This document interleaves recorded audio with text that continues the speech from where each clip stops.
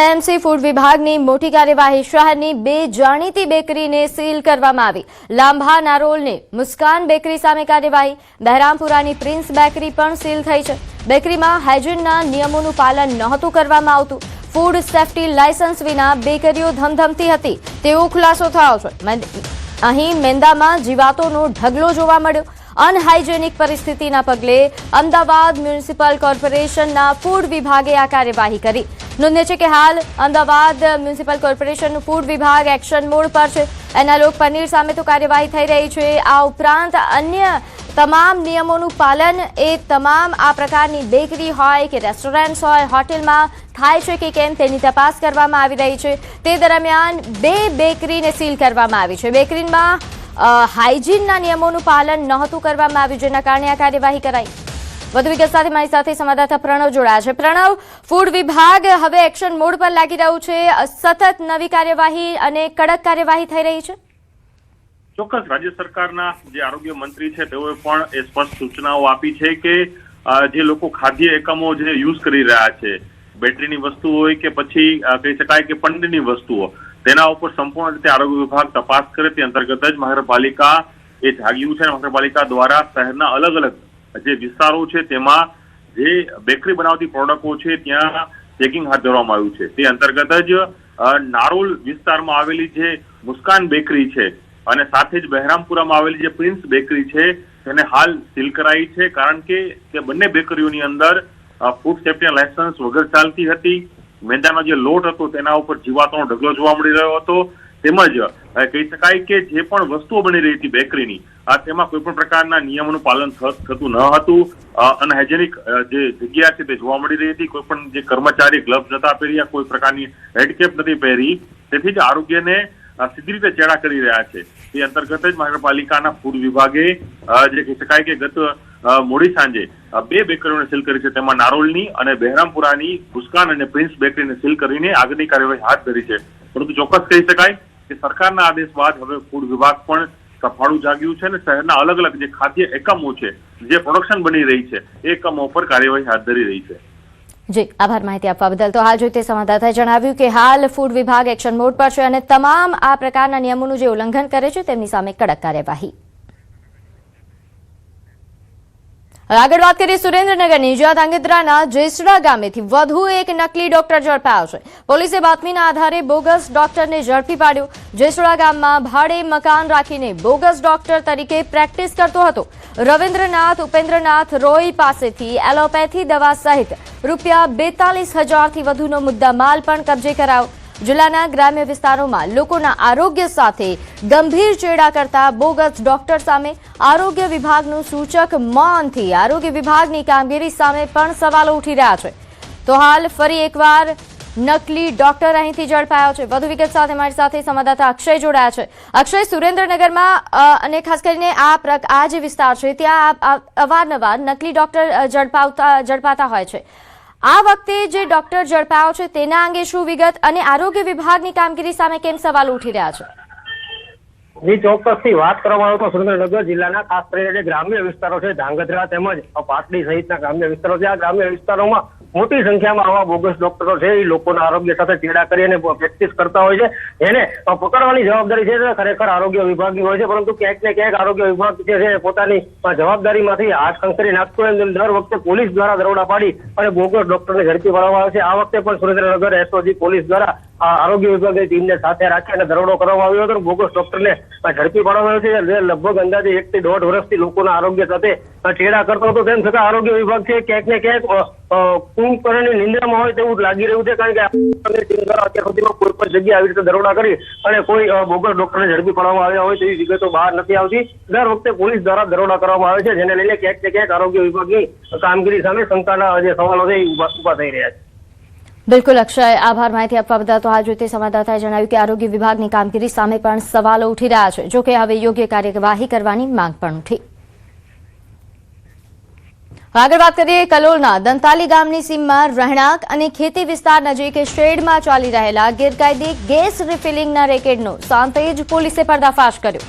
કોઈ પણ સુરક્ષા વ્યવસ્થા કે જરૂરી પરવાનગી વિના ઇલેક્ટ્રિક મોટરની મદદથી મોટા સિલિન્ડરમાંથી નાની બોટલોમાં જ્વલનશીલ રાંધણ ગેસનું જોખમી રીતે રિફિલિંગ કરવામાં આવતું હોવાનું સામે આવ્યું.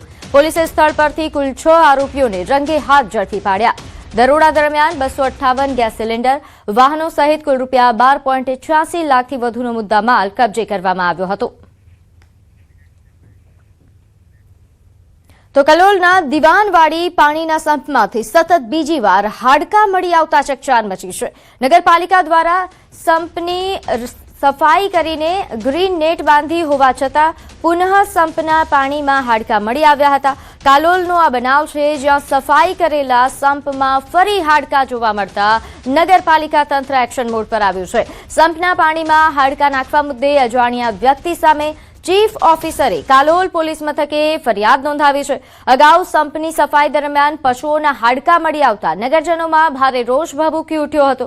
દિવાનવાડી પાણીના સંપમાંથી પીવા માટે પાણીનો ઉપયોગ કરતા નગરજનોના આરોગ્ય સાથે ચેડા કરવાની કથિત પ્રવૃત્તિ જણાઈ. નગરપાલિકા દ્વારા પાણીના સંપને દૂષિત કરવાના પ્રયાસ કરનારને પકડવા માટે સીસીટીવી કેમેરા ફિટ કરવામાં આવે તે અત્યંત જરૂરી છે. સંપમાં હાડકાવાળું જે આ પાણી કે જેનો ઉપયોગ કરતા નગરજનોની ધાર્મિક લાગણી પણ દુભાઈ રહી છે. વધુ વિગત સાથે મારી સાથે સંવાદદાતા રાજેશ જોડાયા છે. રાજેશ, દિવાનવાડી પાણીના સંપમાં જે હાડકા મળવાનો મામલો છે, શું છે સમગ્ર વિગત? ચોક્કસ પંચમહાલ જિલ્લાના કાલોલ નગરમાં આવેલી જે દિવાનવાડી પાણીનો સંપ છે તેમાંથી 5 જેટલા જે વોર્ડ છે તેમાં રહીશોને પાણી પૂરું પાડવામાં આવે છે. અને 2 દિવસ અગાઉ જે આ પાણીને ટાંકી અને સંપની સફાઈ કરવામાં આવી હતી ત્યારે પશુઓના જે હાડકા મળી આવ્યા છે, જેને લઈને નગરજનોમાં ભારે રોષ જોવા મળી રહ્યો હતો. જેથી જે સંપ હતો તેના પર ગ્રીન નેટ બાંધવામાં આવી હતી. સાથે જે સંપ છે તેના માટે પાકું ઢાંકણું બનાવવા માટેનો જે વર્ક ઓર્ડર છે તે પણ આપવામાં આવ્યો છે. પરંતુ જે પ્રકારે સાફ સફાઈ કરવામાં આવી હતી અને તેના બાદ પણ ફરી પુનઃ એક જે રહીશ હતા ત્યાં સંપમાં જઈને નિહાળતા ફરી હાડકા જોવા મળ્યા હતા. અને હાડકા જોવા મળતા ચીફ ઓફિસરને જાણ કરવામાં આવી હતી. જે ચીફ ઓફિસર છે તેના દ્વારા હાલ કાલોલ નગર ના જે પોલીસ મથક છે તેમાં ફરિયાદ નોંધવામાં આવી છે. સાથે જ જે શહેરીજનો છે, નગરજનો છે, તેમાં પણ ત્યાં સીસીટીવી મૂકવામાં આવે અને જે આ કથિત પ્રવૃત્તિ જે આ કરવામાં પાણીને જે દૂષિત કરવાની પ્રવૃત્તિ કરવામાં આવે છે તેની સામે બાજ નજર રાખી અને તેને પકડીને કાર્યવાહી કરવામાં આવી પણ હાલ માગણી જોવા મળી રહી છે. જી આભાર માહિતી આપવા બદલ. તો આગળ વાત કરીએ અમદાવાદ મુંબઈ હાઈવે પર ગમખ્વાર અકસ્માત. કોસંબા નજીક હોટલ પાસે અકસ્માતનો બનાવ બન્યો. કન્ટેનરની પાછળ ખાનગી બસ ધડાકાભેર અથડાઈ. અકસ્માતમાં બસમાં સવાર 8 જેટલા મુસાફરો ઇજાગ્રસ્ત થયા. ઇજાગ્રસ્તોને 108 મારફતે ગોડખલ પ્રાથમિક આરોગ્ય કેન્દ્ર ખસેડવામાં આવ્યા. જિલ્લા ટ્રાફિક પોલીસ ઘટના સ્થળે પહોંચી. અકસ્માતના પગલે હાઈવે પર ટ્રાફિક જામની સ્થિતિ સર્જાઈ હતી.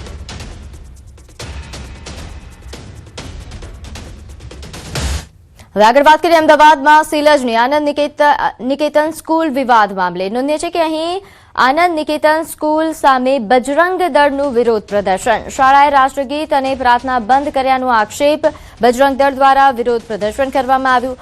આનંદ નિકેતન સ્કૂલ શિલજ ખાતે કાર્યક્રમ જેમાં અગાઉ નાસ્તામાં કાચનો ટુકડો નીકળતા વિરોધ કરવામાં આવ્યો હતો. આ ઉપરાંત ત્યારે અન્ય પણ ઘણા આરોપો લાગ્યા હતા, જેને લઈને હવે વિરોધ થઈ રહ્યો છે.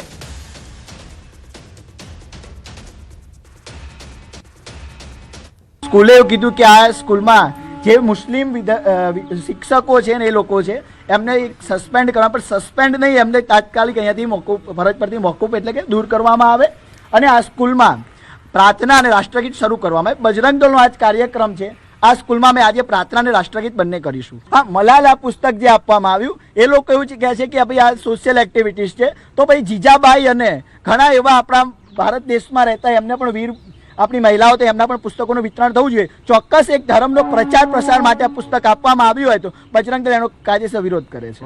આનંદ નિકેતન સ્કૂલ પર નાસ્તામાંથી કાચનો ટુકડો નીકળ્યો વિવાદ થઈ રહ્યો છે. દ્રશ્યમાં જોઈ રહ્યા છો આજે પણ બજરંગ દળના કાર્યકર્તાઓ દ્વારા શાળા પર વિરોધ પ્રદર્શન કરવામાં આવ્યું હતું. તેઓનો આક્ષેપ છે કે શાળાની અંદર છેલ્લા કેટલાય સમયથી પ્રાર્થના કરવામાં આવતી નથી. રાષ્ટ્રીય ગીત ગવડાવવામાં આવતું નથી.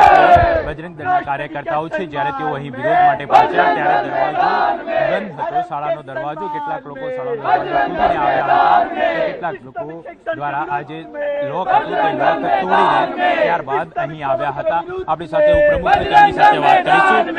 શું કહેશો હિરેનભાઈ, આજે વિરોધ કેમ? છેલ્લા ઘણા સમયથી આનંદ નિકેતન સ્કૂલમાં જિહાદી ષડયંત્ર ચાલતો એવી રીતે ઇનડાયરેક્ટલી મુસ્લિમ શિક્ષકોને મુસ્લિમ મેનેજમેન્ટ રાખીને રાષ્ટ્રગીત બંધ કરાવડાવ્યું, પ્રાર્થના બંધ કરાવી અને માલાલાના નામના સોશિયલ એક્ટિવિટીઝનું એને પુસ્તક પ્રચાર કરવા માટે કર્યું. ઇનડાયરેક્ટલી ક્યાંક ને ક્યાંક હિન્દુ ધર્મને દબાવીને બીજા ધર્મને પ્રમોટ કરવાનું આ ષડયંત્ર ચાલતો એના વિરુદ્ધમાં બજરંગ દળ છે. આજે આપ જ્યારે અહીંયા આવ્યા ત્યારે સ્કૂલ ઉપર આપ અંદર જવાના હતા, શું પરિસ્થિતિ હતી, ત્યારબાદ શું કર્યું? સ્કૂલના સત્તાધીશો બજરંગ દળથી ડરીને લોક મારી દીધું હતું, પણ આ તો બજરંગીઓ છે, આ તો બજરંગીનું સ્વરૂપ છે. લોક તોડી દીધું અને બજરંગ દળના કાર્યકર્તાઓ અંદર પ્રવેશ કર્યા છે. તો આપ જોઈ શકો છો હાલમાં જે તમામ બજરંગ દળના કાર્યકર્તાઓ છે તે સ્કૂલમાં પ્રવેશ્યા છે અને શાળાની અંદર તેમણે પ્રાર્થના અને રાષ્ટ્રીય ગીત પણ કર્યું હતું. કેમેરામેન અમિત શર્મા સાથે ઋત્વિજ સોની, ન્યૂઝ 18 ગુજરાતી, અમદાવાદ. હવે આગળ વાત કરીએ સુરતની, જ્યાં અડાજણમાં અજગરનું રેસ્ક્યુ કરવામાં આવ્યું. અજગરના બચ્ચા કે જે મળી આવ્યા બાદ વન વિભાગે રેસ્ક્યુ કામગીરી કરી હતી. નોંધ્ય છે કે વન વિભાગને જ્યારે જાણ કરવામાં આવી ત્યારે તાત્કાલિક સ્વયંસેવકોએ સાવચેતીપૂર્વક રેસ્ક્યુ કામગીરી કરી હતી. બાદમાં અજગરના બચ્ચાને વન વિભાગને સોંપવામાં આવ્યું. તો જોઈ શકાય છે કે ખૂબ મોટું એવું અજગરનું બચ્ચું કે જેનું રેસ્ક્યુ કરવામાં આવ્યું હતું. અહીં અડાજણમાં આ પ્રકાર અજગર નીકળવાનો બનાવ બન્યો હતો, જો કે સ્થાનિકો દ્વારા તાત્કાલિક વન વિભાગને જાણ કરવામાં આવી. આ ઉપરાંત આસપાસના જે સ્વયંસેવકો છે તેઓ તાત્કાલિક અજગરને રેસ્ક્યુ કરીને વન વિભાગને સોંપ્યું હતું.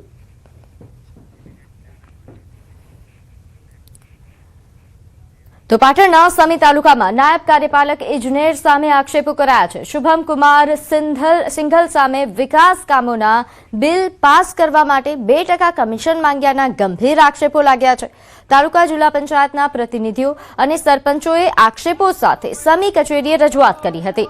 દરમિયાન અધિકારીએ મીડિયા સમક્ષ જવાબ આપવાનું ટાળીને કચેરી છોડતા અરજદારોમાં રોષ ફેલાયો હતો. રજૂઆત સાંભળ્યા વગર જ જતા રહ્યા હોવાનો આક્ષેપ સાથે પ્રતિનિધિઓએ કચેરી પરિસરમાં વિરોધ અને નારેબાજી કરી. સમગ્ર મામલે તપાસ અને કાર્યવાહી કરવાની માંગ ઉઠી રહી છે. જોકે અધિકારી તરફથી હજુ સુધી કોઈ સત્તાવાર પ્રતિક્રિયા સામે નથી આવી.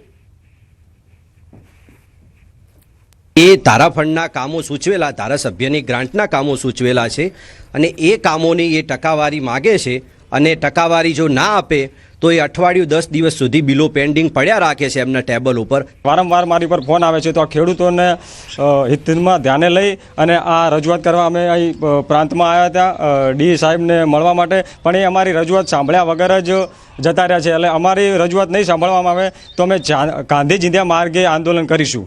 અમે સાહેબ જોડે રજૂઆત કરવા આવ્યા હતા પણ વભળવા રહ્યા નથી, જૂઠા હતા એટલે જતા રહ્યા.